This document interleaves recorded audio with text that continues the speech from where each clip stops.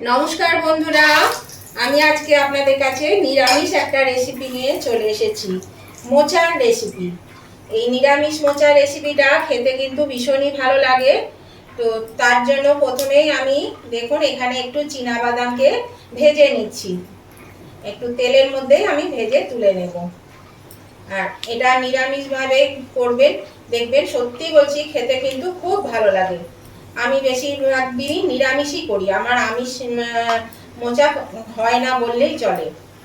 তো এই এখন তো শ্রাবণ মাস, নিরামিষ খাওয়ার সময়, সেজন্য নিরামিষই করছি। আপনারাও কিন্তু করতে পারবেন নিরামিষভাবে, যে কোনো দিনই খাওয়া যায়। তো প্রথমেই আমি চীনাবাদামটা একটু ভেজে নিচ্ছি, ভেজে নিয়ে আমি চীনাবাদামটা তুলে নেব। এই বাদামটা আমার লাগবে সব শেষে। বাদামটাকে আমি ভেজে একটু খোসা ছাড়িয়ে গুঁড়ো করে নেব, মানে একদম গুঁড়ো না, আধ গুঁড়ো মতন করে নেব। তাহলে বাদামটা আগে ভেজে আমি তুলে নিই। দেখুন ভাজা হয়ে গেছে, আমি তুলে নিচ্ছি। আর গ্যাসের ফ্লেমটা কমিয়ে দিলাম। এই তেলের মধ্যে বন্ধুরা এখানে আমি আলুকে সেদ্ধ করে নিয়েছি পরিমাণ মতো। বড় আলুকে ওই 4 টুকরো 2 টুকরো করে সেদ্ধ করে নিয়েছি। তো এই আলুগুলো আমি এর মধ্যে একটু ভেজে নেব। প্রথমে আলুগুলোকে একটু ভেঙে ভেঙে দিচ্ছি, এইভাবে ভেঙে দিয়ে আলুটা আমি ভেজে নেব। আপনারা কিন্তু আলুটা সেদ্ধ করে না নিলেও পারবেন, যদি মনে করেন এমনি আলুকে কেটে ভেজে তারপরে সেদ্ধ করবেন, কিন্তু এটাতে বেশ টেস্টটা খুব ভালো হয়, আমি দেখেছি, সেই জন্য আমি এটা করছি। আর এর আগে একদিন আমি এইভাবে রান্না করলাম, বাড়ির সবার খুব পছন্দ হয়েছিল। তো সেই জন্যই আমি এইভাবে আজকেও আবার আপনাদেরকে দেখাচ্ছি, শেয়ার করছি। তাহলে আলুটাকে আগে আমি ভালো করে ভেজে নিই। এর মধ্যে দিয়ে দেব একটু নুন আর একটু হলুদ। একটু নুন দিয়ে দিচ্ছি, তাহলে আলুর মধ্যে বেশ নুনটা ঢুকবে। আর দিয়ে দিচ্ছি একটু হলুদ। আলুটাকে আমি এবার ভেজে নেব ভালো করে।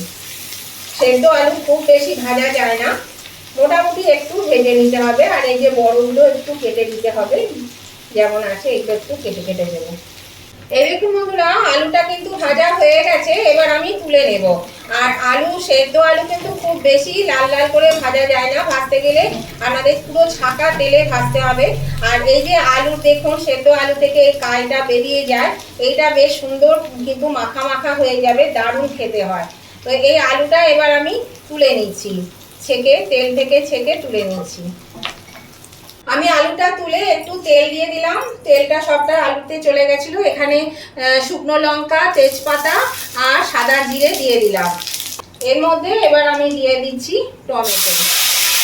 টমেটোটা দেওয়ার পরে আমি দিয়ে দিচ্ছি একটু আদা বাটা। 1 চা চামচ আদা বাটা নিয়েছি এখানে। আমি বেশি মশলা দেব না, অল্প মশলাতেই রান্নাটা করব। 1 চা চামচ আদা বাটা আমি দিয়ে দিলাম। এবার আমি এটা একটু কষিয়ে নেব, আর আদার গন্ধটাও চলে যাবে। আমি এটা ঢাকা দিয়ে দিচ্ছি 2 মিনিটের জন্য। একটু নুন দিয়ে দেবো, কেননা এই যে একটু নুন দিয়ে দিলাম, নুনটা দিয়ে নেড়ে চেড়ে ঢাকা দিয়ে দিচ্ছি। টমেটোটা খুব তাড়াতাড়ি তাহলে সেদ্ধ হয়ে যাবে, নরম হয়ে যাবে, আর ভাজাও হবে। এটা ঢাকা দিয়ে দিলাম মিনিট 2 জন্য। ঢাকাটা খুলে দিলাম বন্ধুরা। এবার দেখুন টমেটোগুলো কিন্তু গলে গেছে। এর মধ্যে এবার আমি দিয়ে দিচ্ছি এখানে 1 চা চামচ ধনে গুঁড়ো, 1 চা চামচ জিরে গুঁড়ো। এটা দিয়ে আমি ভালো করে কষিয়ে নেব। আর দিয়ে দিচ্ছি 1 চা চামচ কাঁচা লঙ্কা বাটা। আপনারা চাইলে শুকনো লঙ্কাও দিতে পারেন, তো আমি এখানে কাঁচা লঙ্কাই দেব। আর দিয়ে দিচ্ছি পরিমাণ মতো নুন আর হলুদ। এবার আমি এর মধ্যে সামান্য একটু জল দেব, নাহলে মশলাটা লেগে যাবে, সেই জন্য একটু জল দেব। এই জল দিয়ে মশলাটাকে এবার ভালো করে একটু কষিয়ে নেব। মিনিট 3 মতন একটু কষিয়ে নেব, মশলাটা একটু তেল ছাড়া অবধি। আর মোচা ঘন্টতে নিরামিষ হোক বা আমিষ হোক, মোচা ঘন্টতে যদি একটু তেলটা বেশি দেন বন্ধুরা, তাহলে কিন্তু এর স্বাদটা খুব ভালো হয়, খেতে কিন্তু খুব ভালো লাগে। আমি কিন্তু আজকে একদম নর্মাল ভাবেই কিন্তু এই রান্নাটা আমি করব। আমি কোনো রকম কাশ্মীরি লঙ্কা গুঁড়ো বা কিচ্ছু দেব না কালারের জন্য, একদম ঘরোয়াভাবে করব। দেখবেন এটা খেতে অসাধারণ লাগে, অসাধারণ লাগে। একবার খেলে বারবার খেতে ইচ্ছা করবে। আমি সুমনা, চলে এসেছি আমার রেসিপি ঝুলি থেকে একটা রেসিপি নিয়ে। আশা করি আপনারা সকলে ভালো আছেন, সুস্থ আছেন। আমার পরিবারে আমার সকল বন্ধুদেরকে স্বাগত জানিয়ে আমি আজকের রেসিপি শুরু করছি। তো দেখুন মশলাটা কিন্তু প্রায় কষানো হয়ে আসছে, তেল ছাড়তে শুরু করেছে। এর মধ্যে আমি সামান্য আর একটু জল দেব, 1 চামচ মতন জল দিয়ে দিলাম। জল দিয়ে এটা আমি আবার কষিয়ে নেব। আর মোচাতে তো খুবই উপকার, মোচাতে আয়রন থাকে, মোচা খাওয়া খুব ভালো, মোচা হয়তো খেতেও ভালো লাগে। হ্যাঁ, মোচাটা ছাড়াতে খুবই কষ্ট হয়, মানে যারা রেগুলার ছাড়ান তাদের অসুবিধা হয় না। আমার যেমন খুব একটা অসুবিধে হয় না। আমি মোচা বেশ ছোটো থেকে আমার মাকেও ছাড়িয়ে দিতাম, বেছে দিতাম, এখনও আমি করি, কাজে আমার খুব প্রবলেম একটা হয় না। হ্যাঁ, একটু সময় লাগে এই যা, তবে খেতে কিন্তু খুব ভালো লাগে। দেখুন বন্ধুরা, তেলটা ছেড়ে দিয়েছে। এখানে আমি মোচাটাকে সেদ্ধ করে নিয়েছি। মোচা সেদ্ধ করে কেটে ভালো করে সেদ্ধ করে নিয়েছি। মোচাটা আমি এর মধ্যে দিয়ে দিলাম। এই মোচাটা কিন্তু কেনা নয়, আমাদের পাশের বাড়ির কাকিমার গাছের মোচা। মোচাটা দিয়েছে বেশ কদিন হয়ে গেল, 3-4 দিন। আমার আর হয়নি, সময়ের অভাবে পারিনি ছাড়াতে। এবার মোচা দিয়ে আমি এটা ভালো করে কষিয়ে নেব। এর মধ্যে এই আলুটাও দিয়ে দিচ্ছি। আলুর মধ্যে অনেক তেল আছে, এই তেলগুলো ভালো করে এর মধ্যে কাটিয়ে দিয়ে দেবো, তাহলে বেশ সুন্দর এটা তেলটা লেগে যাবে। মোচাটা আগে ভালো করে কষিয়ে নিই বন্ধুরা, তারপর আমি আবার ফিরে আসছি। মোচাটা কিন্তু একটু কষাতে হবে, যত কষাবে ততই কিন্তু এর স্বাদ তুলবে। সব তরকারি তাই, মশলা বা তরকারি যত কষানো হয় ততই কিন্তু সেটা খেতে ভালো লাগে। এর মধ্যে কিন্তু আমি এখনো আর জল দেব না, জল ছাড়াই এটা করবো। দেখতে থাকুন, প্রয়োজন হলে। দেখুন বন্ধুরা, মোচাটা কিন্তু বেশ সুন্দর কষানো হয়ে গেছে, দেখুন। আর এটা তো সেদ্ধ আছে, আলু সেদ্ধ, মোচা সেদ্ধ, সবই সেদ্ধ, শুধু কষানো। তো এটা কষানো হয়ে গেছে।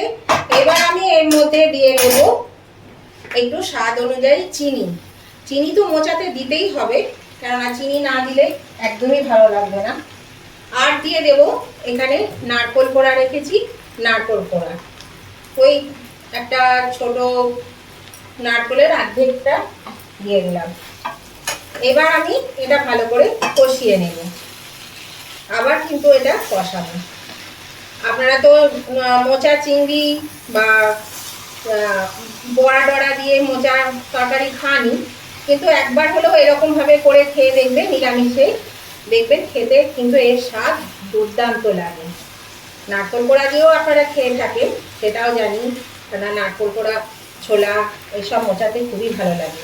নতুন বন্ধু যারা আমার চ্যানেলে প্রথম এসেছেন, এখনো আমার চ্যানেলটা সাবস্ক্রাইব করেনি, তাদের কাছে আমার অনুরোধ, অবশ্যই আমার চ্যানেলটা সাবস্ক্রাইব করে আমার পাশে থাকবেন। আর পাশে থাকা বেলটা অবশ্যই ক্লিক করে দেবেন, তাহলে আমি যখনই আমার নতুন নতুন ভিডিও আপলোড করব সাথে সাথে নোটিফিকেশন আপনাদের মোবাইলে পৌঁছে যাবে, আর সবার আগে আপনারা আমার ভিডিও দেখতে পাবেন। আর আমার উভয় বন্ধুদেরকে বলছি, আজকের এই মোচার ঘন্টর দেখতে দেখতে যদি এখনো পর্যন্ত লাইক দিতে ভুলে গিয়ে থাকেন, প্লিজ একটু লাইক বাটনটা প্রেস করে দেবেন। আপনাদের একটা লাইক আমাকে এগিয়ে নিয়ে যেতে অনেকটা সাহায্য করে।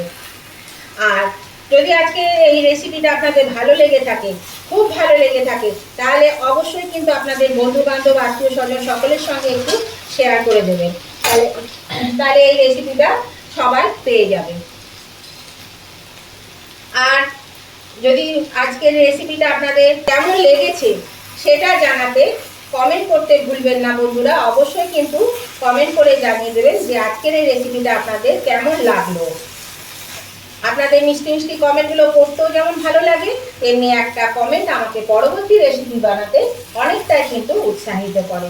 তাহলে উভয় বন্ধুরা লাইক শেয়ার কমেন্ট করতে একদম ভুলবেন না, অবশ্যই লাইক শেয়ার কমেন্ট করে দেবেন। এবার আমি বন্ধুরা এর মধ্যে দিয়ে দিচ্ছি একটু গরম মশলা গুঁড়ো, 1/2 চামচ মতন একটু গরম মশলা গুঁড়ো দিয়ে দিলাম। আর দিয়ে দিচ্ছি এখানে 1 চামচ ঘি। ঘিটা অবশ্যই দেবে, ঘিটা না দিলে কিন্তু মোচা থোড় এগুলোতে ভালো লাগে না খেতে, সেই জন্য ঘিটা অবশ্যই দিতে হবে। এবার আমি এটা ভালো করে এবার নেড়ে চেড়ে দেবো, মিশিয়ে দেবো ঘি আর গরম মশলাটা, তাহলে কিন্তু আমার রান্না পুরো কমপ্লিট। আর দেখেছেন একটুও কিন্তু আমি জল দিইনি, ওই মশলা কষানোর সময় মশলাতে যেটুকু জল ছিল তার বেশি আমি কিন্তু আর একদমই জল দিইনি, এক ফোঁটাও জল পড়েনি। কিন্তু দেখুন এটা কতটা সুন্দর হয়েছে, আর কি সুন্দর মাখা মাখা হয়েছে, দেখুন দারুণ সুন্দর হয়েছে। এটা দেখুন হয়ে গেছে। এবার আমি এটা নামিয়ে নেব। এটা মাখিয়ে নিলাম ভালো করে, গ্যাসটা আমি অফ করে দিচ্ছি। এবার আমি এটা নামিয়ে নিচ্ছি। এই দেখুন বন্ধুরা, আমি নামিয়ে নিয়েছি। আর এখানে কিছুটা বাদাম রেখে দিয়েছিলাম, সেই বাদামটা আমি এর মধ্যে দিয়ে দিলাম। তাহলে উভয় বন্ধুরা, আজকের এই রেসিপিটা যদি আপনাদের ভালো লেগে থাকে, পছন্দ হয়ে থাকে, তাহলে অবশ্যই কিন্তু লাইক শেয়ার কমেন্ট করতে ভুলবেন না। লাইক শেয়ার কমেন্ট করে দেবেন। তো আজকের মতন ভিডিওটা আমি এখানেই শেষ করছি। আবার আমি নতুন দিনে নতুন কোনো ভিডিও নিয়ে চলে আসবো। ততদিন আপনারা ভালো থাকবেন, সুস্থ থাকবেন। Tata, bye bye.